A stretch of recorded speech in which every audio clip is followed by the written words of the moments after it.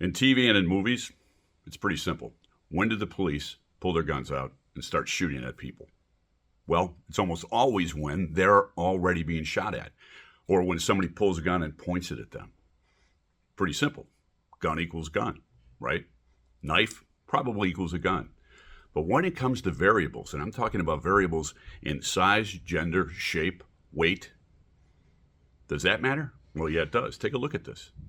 Let's say the woman you see here, who is 5 feet tall on the head, she's the police officer, and she encounters this gentleman who is 6'7", and he looks at her in a violent rage and says, "I'm going to kill you with my bare hands." And he starts walking towards her.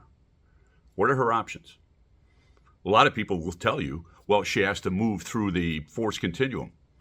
Verbal commands, which she probably would do. She would back up and say, "Don't come any closer." But he starts moving in quickly. And she really literally only has less than a second to make up her mind. What is her best option? Now, take a look at this one. If she was fantastic at martial arts and she takes out her baton and she hits him in the leg, is that going to stop a 6'7", 260-pound man coming at her? No, it won't.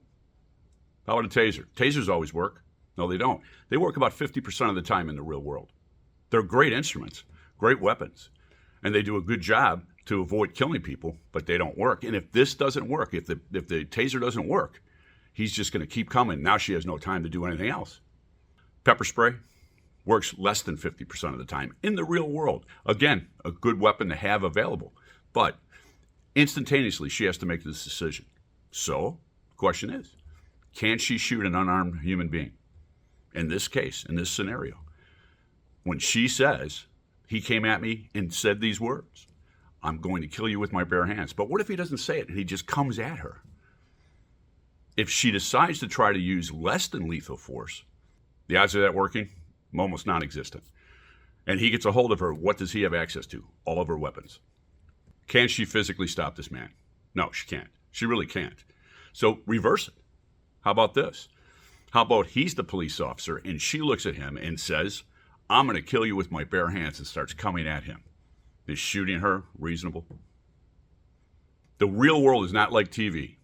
And the public learns everything they need to know, they think, about use of force, controlling a human being who does not want to be controlled, all through TV.